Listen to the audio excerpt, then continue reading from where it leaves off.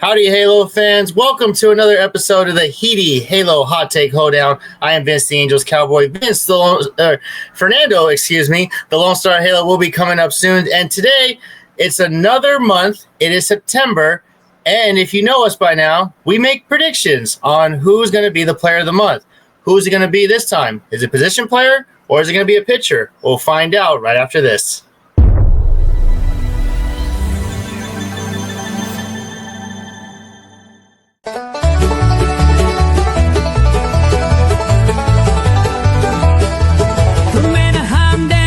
Texas plains, hot takes flying right off the reins.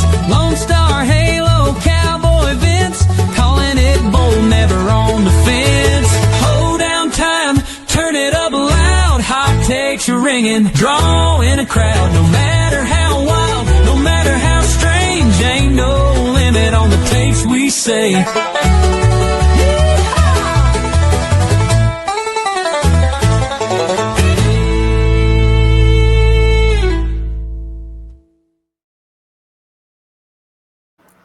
How's it going, everybody? Welcome to this week's episode of the Halo Hot Take Hoedown. My name is Fernando, the Lone Star Halo, joined here by Vince. I'm in my living room today. It's weird. My girlfriend's out of town for the weekend. She left today, so I was like, you know what? I never get to actually record in the house. I'm going to take advantage of it, record in the living room. So here we are. Why not? Yeah, exactly. Maybe, I don't know if the lighting would be better. Maybe the optics would be better. It's also weird to pan over and see my dogs just chilling on the couch. Anyway, so welcome to the special episode of Halo Hot Take Hoedown. We are going to do our last player of the month projection because, guys, it's here. The end of the season is upon us. Season went by really quickly. I always feel like that about baseball season. All the non-fans, the fake fans are always like, oh, baseball's so long. But all of us who watch from beginning to end, it just goes by in the blink of an eye. And, before you know it, we'll be missing baseball again. I promise those days are going to come. I know a lot of people are in football mode, or if you're like me and really baseball is the only sport you care about, you're kind of at that point of the year where it's like, oh, man, the Angels are basically done. We don't really have too much else to look forward to other than like call-ups. Obviously Mitch Ferris made his debut. Caden Dana made his 2025 starting pitching debut because he's come out of the bullpen. But I don't think he started a game before yesterday's game this season. So there you go. I was going to say Caden Dana, that is his first start of the 2025 season, which is definitely the best decision. We had this in a group chat I'm in, and we're saying like, oh, Caden Dana's pitching in game 2 against the Royals. I said, hey, easy now, like, just because he had a bad outing out of relief doesn't mean he's going to have a bad outing as a starting pitcher, because there's something that has been the theme of the Angels season so far is misuse of players. Yeah. And Caden Dana is a perfect example because he was used in a bullpen situation on the home opener against Cleveland. And what happened? He got rocked. And everybody was saying like, man, this kid is a bust because everything is like, we had so much hope for him. He was our second number 2 prospect behind Christian Moore, and they figured, okay, Moore and Dana are going to be our guys. And then he S's the bed. Let's put it that way. And then you just feel bad for the kid, and then your hopes just go down. And honestly, if he was starting, I think we'd have a whole different situation. But once again, it goes back to the misuse. Well, I think you meant to say if he was coming out of the bullpen this go-around, you'd have an issue with it. You're cool with him starting, is what you're saying. Okay, yeah, so I completely agree with you. Misuse has kind of been a thing for a couple years, right? Sam Alderghetti. I don't think anybody has an issue with him getting called up this season. The issue is that the Angels have called him up and then put him out of the bullpen. And it's like, well, this guy's a starter. He's stretched out as a starter. Now, if you need a spot start, I still don't like that. You have spot starters. Chase Silseth is a spot starter. Hell, Sam Bachman could give you maybe 2 or 3 innings because he came up as a starter. Even Reed Detmers can probably give you 2 or 3 innings. We have guys who you can get to maybe eat an inning, 2-3 innings.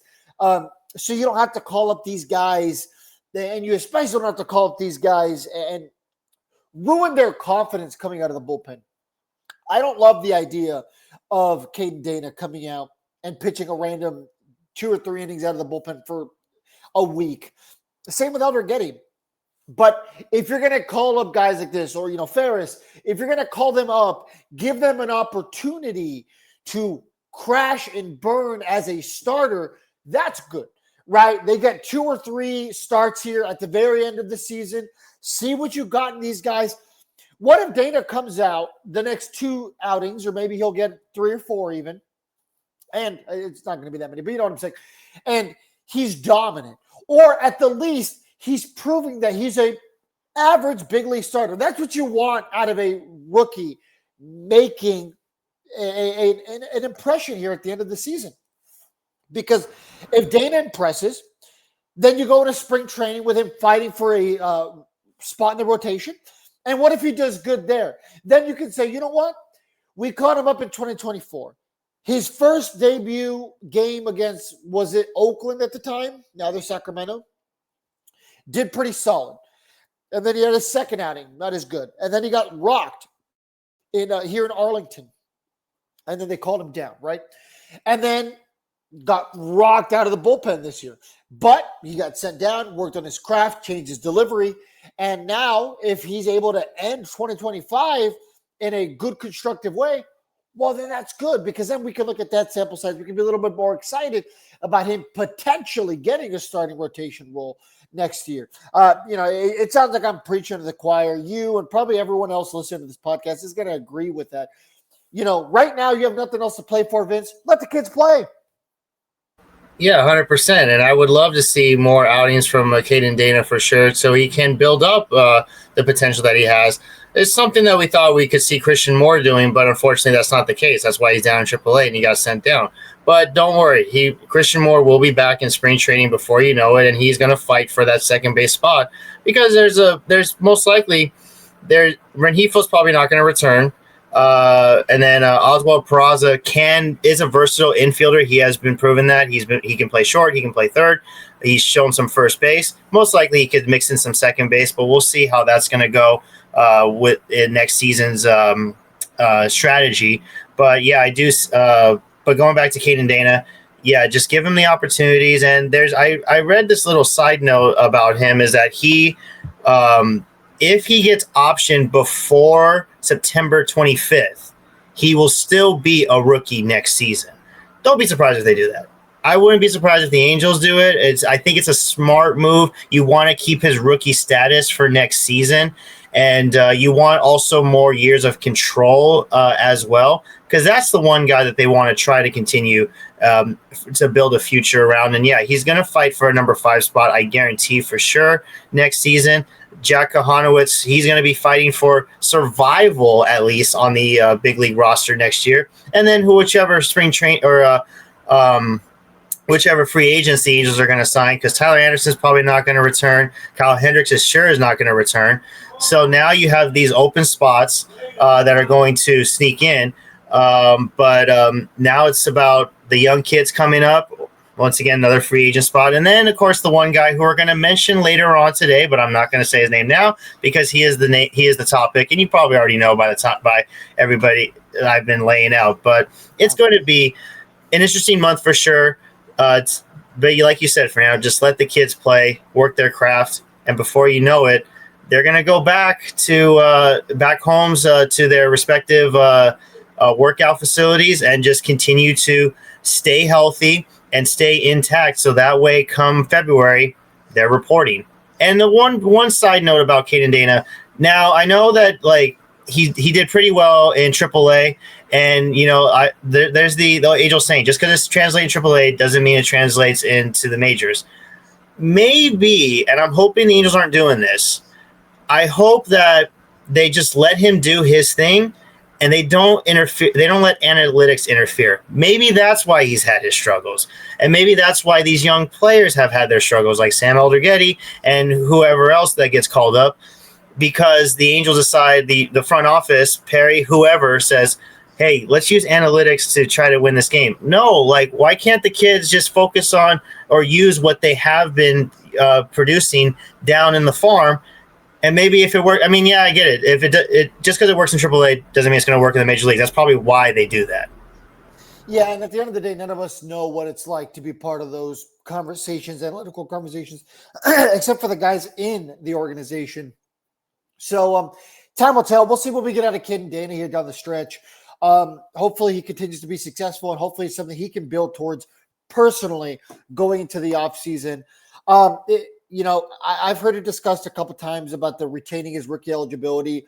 It's better for the team these days because let's just say he does win Rookie of the Year, then you get extra compensation when it comes to things like draft picks and things of that nature. It's also good for him. But we'll see. We will see what happens. At the end of the day, we'll see what the Angels think is more valuable. Is it more valuable for him to get maybe potentially one more start at the big leagues and lose that rookie eligibility? Or is it better for them to just, cut his season short or whatever, send him back to the minors even, and, retain that rookie eligibility for next year? Time will tell. Time will tell, but there is a lot to still see and talk about for the remainder of this year. It is fun to see the young kids play, and I know you and I are hoping for the same thing. A lot of the fan base is let the kids play, see what happens. Nothing else to play for, so just let the kids have fun and hopefully build into going into next year, because there's been a couple of positive steps between this year and last year, right? We're obviously going to win more games this year than we did last year. Does that mean much for a team that almost lost 100 games last year? No, not necessarily, because there's really only one way you can go if you lose that many games, and that's up.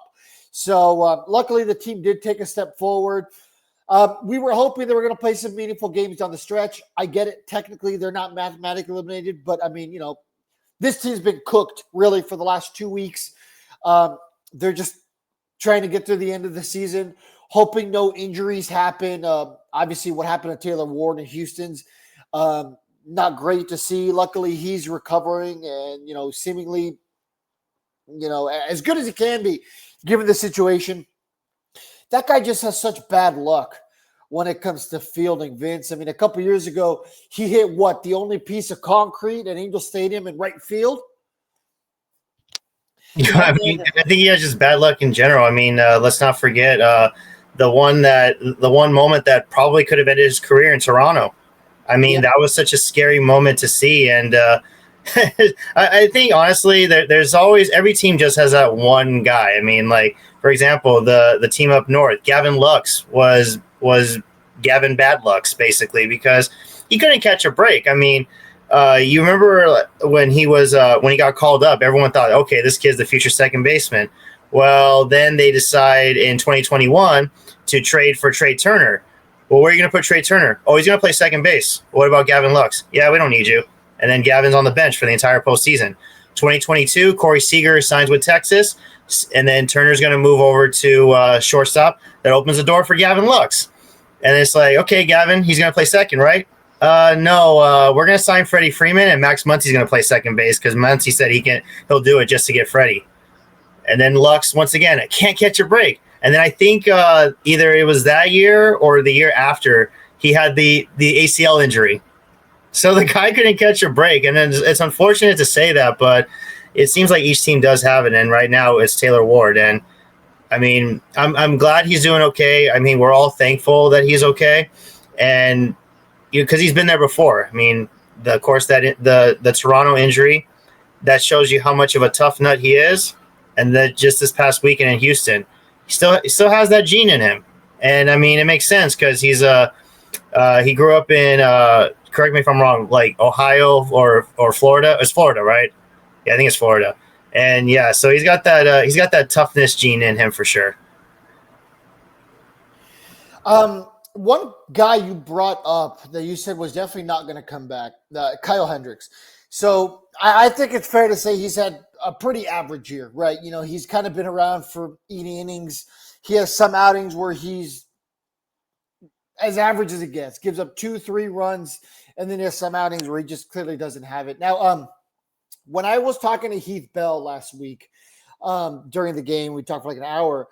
He had brought up, I asked him, what are 3 things the Angels need to do to get better next year? One of the biggest things he had said is that he still believes in having a true veteran. He wanted us to sign a guy like Rich Hill. I think Rich Hill's a little too over the hill, no pun intended. He's just too old. In your opinion, because the Angels are still technically not supposed to be in their competitive window next year, 2027 is when they're in theory supposed to be in that competitive window. Do you think a guy like Kyle Hendricks or another veteran like him is still somebody the Angels should get next year, or should they fully embrace the youth movement? It's a little bit tough because you want to embrace the youth movement, yes, because you want to see your future, you want to build your future. But I feel like we already have that veteran presence, Yusei Kikuchi. So what's the point of having a second veteran in your rotation? So Kyle Hendricks, I wouldn't be surprised if he returns because he's from San Juan Capistrano. He's from Orange County. He grew up an Angels fan.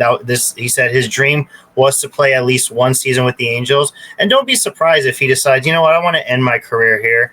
A lot of guys have that tendency of doing that. CJ Wilson was an example. His dream was to be an Angel, and he did. And unfortunately, his arm problems ended his career. But he finished his career as an Angel. Granted. So I wouldn't be surprised if Kyle Hendricks does go over to Perry and said, look, I got one more shot in me, and I'll be a mentor. Because he's that type of guy.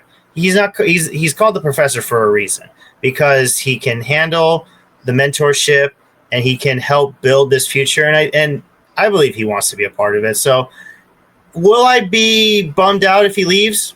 No. Will I be bummed if he resigns? No, because it's a win-win situation in some way. If he doesn't resign, it's like, okay, that's an arm that we don't have to worry about. We don't have to worry about a 4.8 ERA kind of thing. But if he does resign, then it's like, all right, well, we do have some mentorship value in somebody, just like with Kenley Jensen this year, when it was supposed to be with Ben Joyce. But unfortunately, Ben Joyce, with his injury, changed plans. I will say with Kyle Hendricks, you certainly can't make the argument that it was a bad contract. It was a $2.5 million deal. You mean to tell me the amount of, how many innings is he up to? You got to be about 130 right now? Here, I'm looking it up. But yeah, look, at $2.5 million, you've gotten just about everything you want out of this contract. It'd be really interesting to pick the brain of some of the guys on the team this year to see, hey, what is a guy like Kyle Hendricks giving to you? He's up to 136 and a third innings. So there you go. Just about what I expected. And this is a guy, if I would have told you, hey, Vince, he's going to give us about 150 innings. He's going to be an average pitcher. I'm sure we probably would have all taken that in a heartbeat. 6-9, 4.89 ERA. The ERA is a little high, but once again, you didn't exactly sign him thinking that he was going to be the 2016 Kyle Hendricks, right? This was going to be a World Series caliber pitcher. We were hoping that he could maybe get a little bit of good out of Reed Detmers. And who knows, maybe that's the reason why Reed Detmers is clicking in the bullpen. We have no way to knowing unless we talk with Reed Detmers himself. But anyway, I digress. I just wanted to pick your brain on that. Before we get into the hot take, I do want to take a second to thank our sponsors. 714 Tickets. Use code HITI, HITI, at checkout for 10% off. And you don't just got to do that for baseball. You can do that for anything. My family just bought WWE Survivor Series tickets. That's taking place in San Diego. It's a wrestling event. So you can use it for WWE. You can use it for concerts. Almost any kind of event that you could think of. Did you use it for PBR tickets? There you go. There you go. I didn't have to, but okay. You can use it for PBR, yes. Okay, well, there you go. Yeah, like I said, any kind of event, check it out. Check them out, 714 Tickets. You get 10% off of their already great rates because the price you see is the price you pay. There's no hidden fees like the other guys. There's a lot of codes out there and a lot of podcasts are like, hey, use it for $20 off, 10% off, whatever. Well, this is for 10% off every single purchase. So take advantage of it. It's free money because they also give you 5% back in future purchases. So I'm going to be using the money that I got from the 5% to go to the Rangers-Astros game this weekend because, I mean, that should be a fun game. And I'm just hoping both teams lose, right? Am I right? Am I right, Angels fans?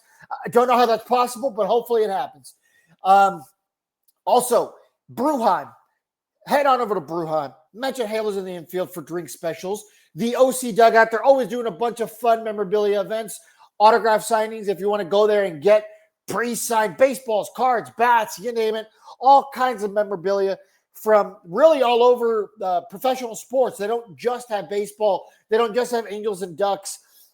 Almost every team. I've been in there before. So check them out. Let them know we sent you. And then, of course, Max Market Pros. If you have a small business or a big business, no matter the size, if you want to hop to the top of Google, anything like that, head on over to Max Market Pros. Let them know the Halos in the Infield Center.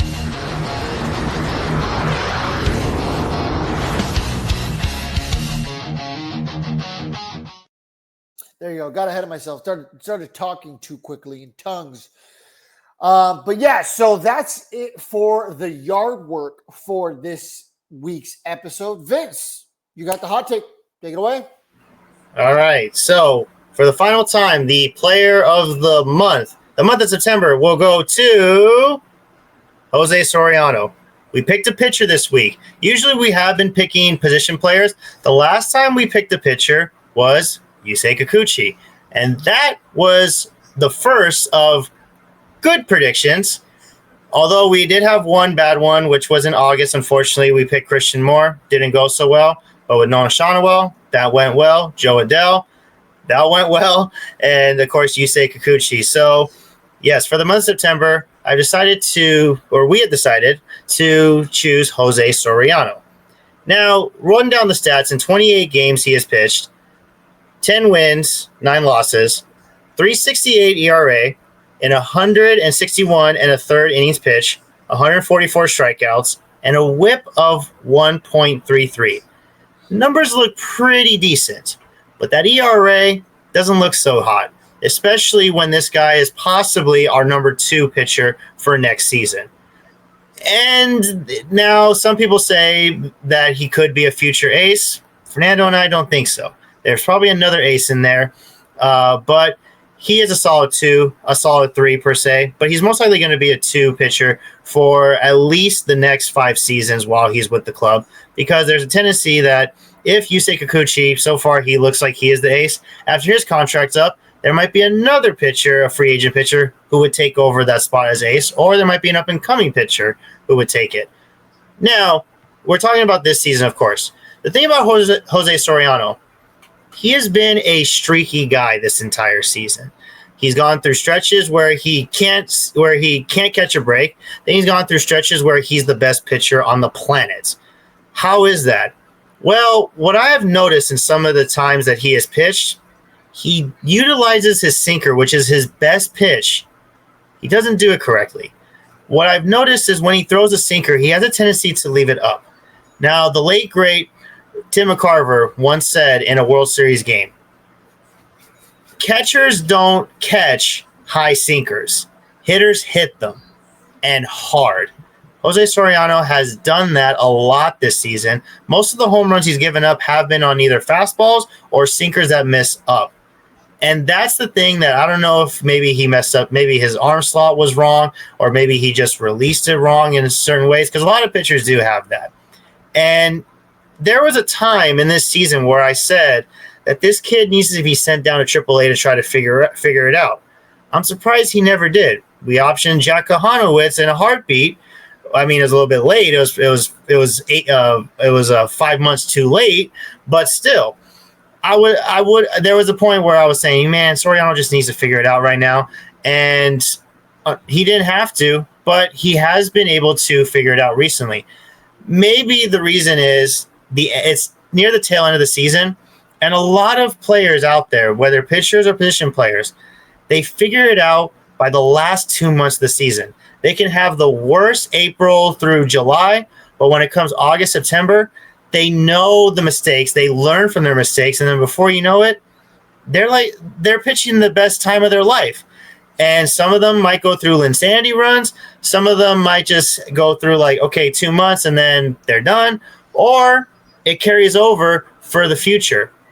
This is a perfect time for Jose Soriano to light it up basically on the Angels rotation, to let the Angels fans know that he can help the future of the Angels organization for the next 5 to hopefully 8 years. Could he be a future? Could he be a future full-time or long-term player? Possibly, but only time will tell. So you said a lot of great things there. Let's go ahead and unpack it a little bit. Now, I truly believe that out of every pitcher on the roster right now, you're including Mitch Ferris, you're including Dana, because as of right now, they are on the roster. I still think Jose Soriano has the most to prove right now because, Caden Dana is still young, right? He's hopefully part of the long-term plans. Mitch Ferris, was kind of a non-factor in the organization prior to this season, right? He had a really successful year in Double-A, I believe, and had his major league debut, did great. But let's be honest, a lot of guys do great their major league debut. How do you respond now that there's film on you? What are you going to do after 2 or 3 teams have seen you? So, there's a lot to still be seen there. Caden Dana, we've seen glimpses of him in both capacities now. Had a pretty decent start against the Royals. What's going to happen next? But Jose Soriano, there's a lot of fans, and you already said not exactly us, think, well, this guy could be an ace one day. Honestly, the ace word nowadays doesn't mean what it did when you and I were kids, right? When you and I were kids, who was an ace? Bartolo Colon back in his early days, John Lackey, Jared Weaver. I grew up in San Diego, Jake Peavy. Those were true aces, just up to 5, Clayton Kershaw back when, his A-Day. Those are aces, right? Those guys are few and far between right now. Honestly, I think there's way less aces right now in baseball than there's ever been in our lifetime. So the word is used loosely right now. Technically, Yusei Kikuchi's our ace. And is that guy an ace? Hell no. I don't think an ace is in our organization right now. Now, could they develop? Absolutely. And that's the hope. I don't even think Caden Dana is going to be that guy. But, hey, I've been wrong before, and if I'm wrong again, this is something I'd love to be wrong on. But Jose Soriano has a ton of upside. You said this guy could be a legitimate 2, and I agree. Not only could this guy be a legitimate 2 in our rotation, this guy's got the stuff to be a legitimate 2 in 80% of the rotations in Major League Baseball. He's got great breaking pitches. He has a nasty sinker when it's working and when it's properly located. That's the thing that Jose Soriano struggles still with, his location and his command. This guy is Jekyll and Hyde to the max. Like you said, he is the best pitcher on the planet any given day. And then next thing you know, just like the start it was against Sacramento about 2 weeks ago now, he gave up, was it 7 runs? It was 5 runs. It was 5 runs that he gave up. So there you go. I had it right here. I was looking for it. Yeah, it was 5 runs and 8 hits and 5 2/3. Yeah, he had the 5 strikeouts, but those 5 runs, that's something that is a big, big blemish on your record. And then also the recent start he had, which is one of the 2 wins, the consecutive wins he had. He had the one in Texas, the one that you were in attendance with, and then the one in Houston, which was on Sunday. 7 innings, 1 hit, 1 hit, but 3 walks though. That's not good. You shouldn't be walking the Astros 3 times. If you're facing the Astros, you better have a goose egg on when it comes to walks. Doesn't matter. I mean, you can give up 5 hits, but if you have 0 walks against the Astros, I think you've done your part. Yeah. His walks have kind of always been the thing. Like I already talked about, his command. Now, Jose Soriano is always going to walk more than a typical pitcher. The reason for that is because it's funny. He has really lights out stuff on some given days, but he's also not really a strikeout pitcher. Well, he gets strikeouts, of course, but he relies on his ground ball, right? He relies on that double play. I mean, he leads the league in double plays turned behind him, I believe. So, that's his game. He's going to jam you inside potentially. He's going to force a righty to ground it, to Zach Neto. And Zach Neto is great defensively. So the Angels are going to get double plays. And that's what I saw in Texas. He trusted the defense behind him, got a ton of double plays. When Jose Soriano is at his best, he's not relying on his stuff to strike people out. He's relying on the guys behind him. And that's the biggest thing as a pitcher. And that's why I think a guy like Jose Soriano could have a successful career. Because here's the thing. A lot of those power-type pitchers, well, eventually your stuff's not going to break like it used to. You're not always going to be able to throw 102 miles an hour. Father Time's undefeated, and it's always about how you adjust. Now, the fact that Jose Soriano has power stuff, he can pump it in the hundreds, but he relies on the defense behind him. His pitching is reliant on the defense behind him. Well, that's going to set him up on the later phase of his career when he's in his mid-30s, and now that fastball is 96, 97. Because, when that fastball starts declining for guys, it declines quickly. And now you're having to learn how to, change your game to trust the guys behind you. If you're doing that your entire career, then great. You don't need to worry about that in the latter half. So I think a guy like Jose Soriano has a lot to prove because he needs to show the organization that, I can be a top of the rotation type guy. You can build around me. Is one of our draft picks this year going to step up to be an ace? Are the Angels going to sign an ace? Maybe Dana develops into an ace. Who knows? You know what? Maybe we're both wrong, and Jose Soriano is all of a sudden next year in the Cy Young conversation. You know what? These are the things that we have to see, and these are the things we want to see. But I love Jose Soriano. I love what he brings to the table. I've never one time watched the start of his and thought to myself, this guy doesn't want to be there. He's going through the motions. Because there's time, like Jack Kohanowitz, when he was throwing batting practice, that final game here in Texas, the guy did not want to be there. And in all fairness, he gave up, 11 runs? I wouldn't want to be there either. But Jose Soriano is a gamer. He always responds. He doesn't typically have back-to-back bad outings. He'll have a bad outing. He'll have a stinker, and then he adjusts. Look what he did in Texas, and look what he did in Houston. Both very solid outings. Were they perfect? No, you already talked about the walks. In his last 30 games, it says he's gotten 68 walks, last 15, 31, and last 7, 11 walks. Now, 11 walks in 7 outings isn't terrible nowadays, especially for a ground ball pitcher. But I'm really interested to see how he can end his season, really, these last couple starts. Because, Vince, I think that if these next 2-3 outings are solid, we could be talking about Jose Soriano getting a Catella Award. And for anyone who might be new to the podcast, the Catella Awards are the most prestigious awards. We have them at the end of every single year. We all get dressed to the nines, and we give out the most coveted awards in Major League Baseball, a golden bicycle. And Vince, I think we could be talking about Jose Soriano being the best pitcher in the organization. I mean, who's his biggest competition? I mean, Kenley Jansen is probably it. Yeah, because there's nobody else in that rotation. Tyler Anderson, most likely his season is over. Kyle Hendricks, I mean, we just talked about him.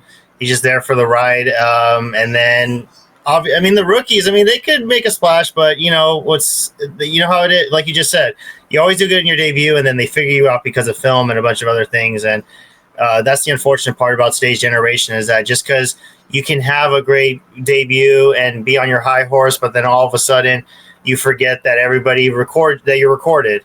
Back in the day, if you had a quality start in your debut, guess what? You had 5 more before you got figured out because there was no film, and you couldn't go back and figure out a certain pitcher and when to pick up their fastball or their curveball or anything. But if you take a look, make a prediction about how his future starts would be. So he's pitched on Sunday, so I have the schedule in front of me, so I'm counting each 5th day. He would pitch against the A's this weekend. Most likely it'd be on Friday. or tonight or later today at the time, or if you're listening on a Friday morning. And then his next start would be against Minnesota, a day game. Now, Minnesota, their season is done, but at the same time, don't take it lightly. Don't take any team lightly. This is the time of the year where the Angels do their best and be spoiler teams. Be the spoiler team. That's what I meant to say. So yeah, Minnesota would have been the next start, and then if we go 5 after that, Milwaukee, which I think is going to be a huge challenge because Milwaukee, they are pushing not just to secure the Central, but they want to secure that first round bye and that number 1 seed because they want home field advantage to the entire NLCS or National League Series, or better yet, a World Series home field advantage as well. So they want to get the best record in everything, not just in the National League. They want that best record in the Major League. So they're going to be pushing for it hard. So that's going to be a challenge if Jose Soriano is going to pitch in that series. And most likely, judging by how I'm counting, yes, he would pitch that series. Colorado, he's going to miss that series. So he's either going to finish against Kansas City or Houston in that week. Maybe he might pitch game 1 against Kansas City or game 2, and then maybe sneak in a Houston start. Highly doubtful. Maybe they decide, you know what, let's get the young kids, let's get a rookie to get his shot on the final game of the season. And Jose, you did your part. Now just go ahead, rest. You have the rest of the offseason. And then I hope it goes well after that because a little side note, he which is probably actually now I think about it, another reason why I think he's going to have a good month, dad power.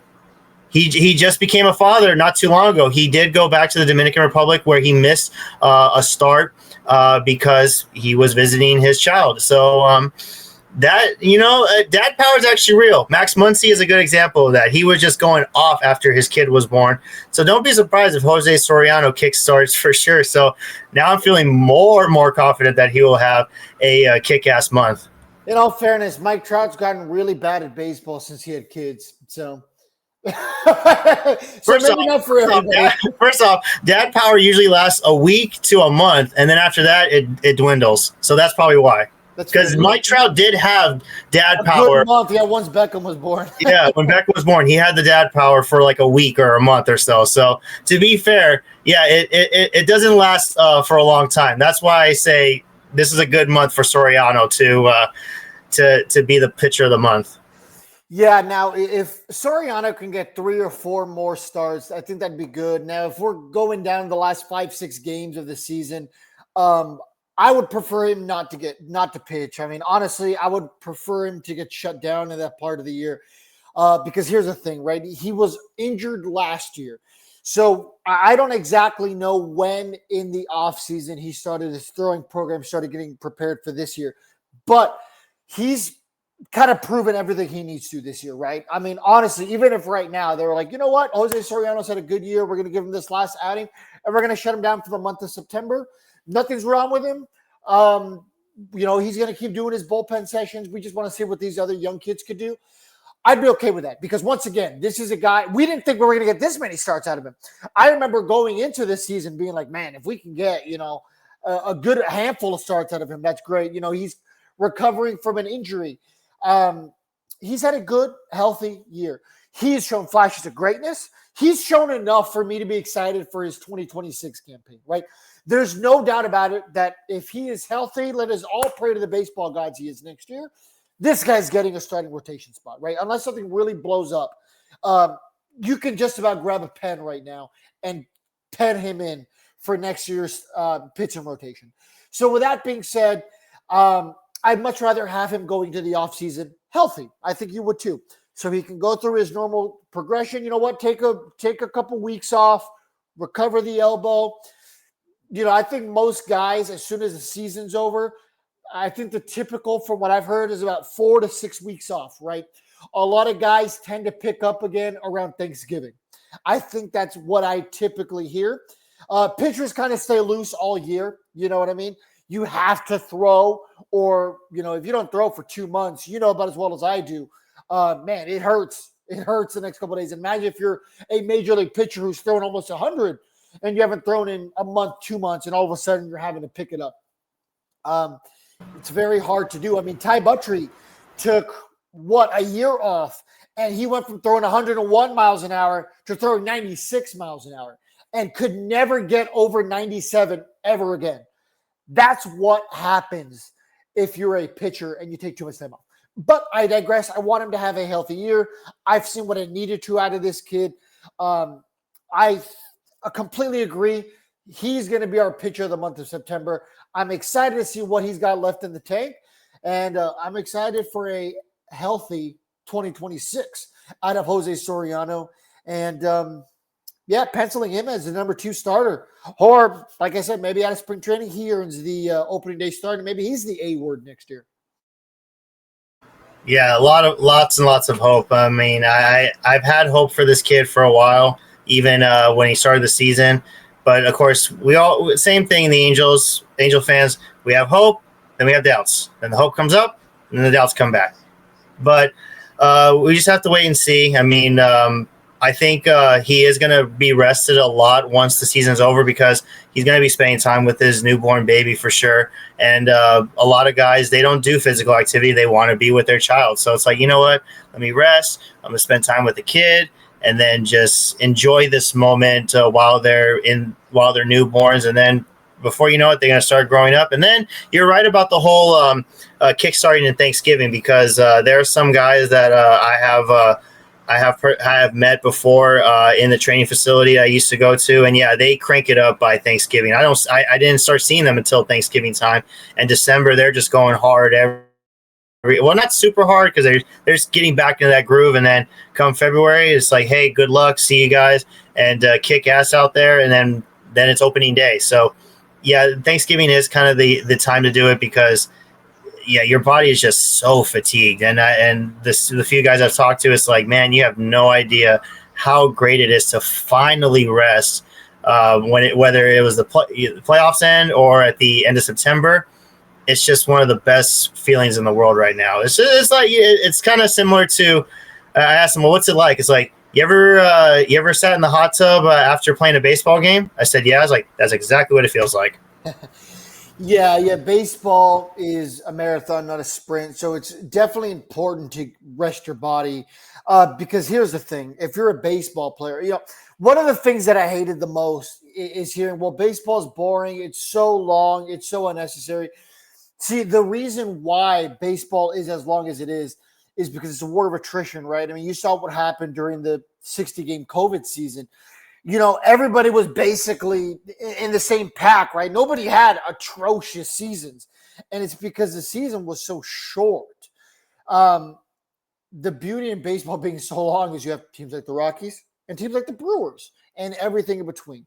There's a lot more opportunity for parity to take place. But yeah, it's really important to rest the body.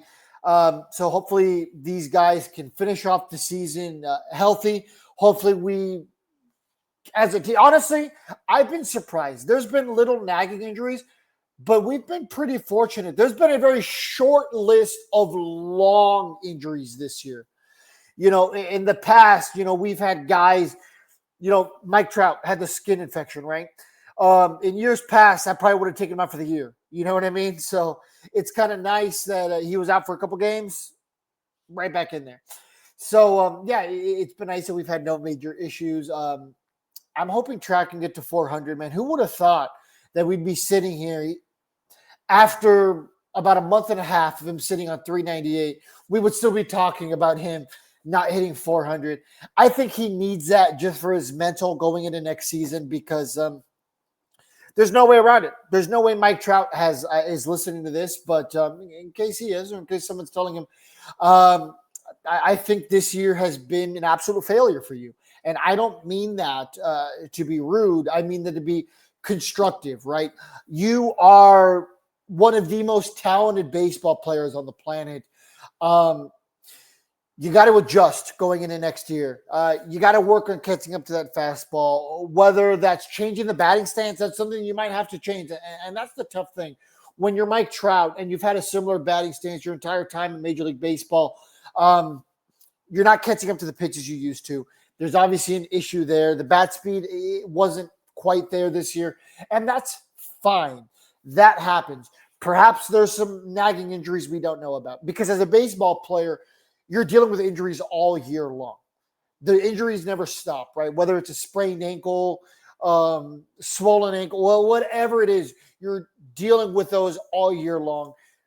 Take some time, rest, rehabilitate, whatever you need to, whether it's your mental or physical, and come back at it next year because this team does need Mike Trout on the field. They need the best version of Mike Trout. This team had very good stretches of baseball this season. I know there's still some baseball left to be played here in the month of September. But if we would have had a Mike Trout batting 280, driving in about 80 RBIs, I think this team would have been even closer to being in playoff contention. We'd be talking about a team that might be 3 games out of a wild card spot right now. You know what I mean? With still in striking distance. You don't know. But, yeah, we'll see what happens next year, Vince.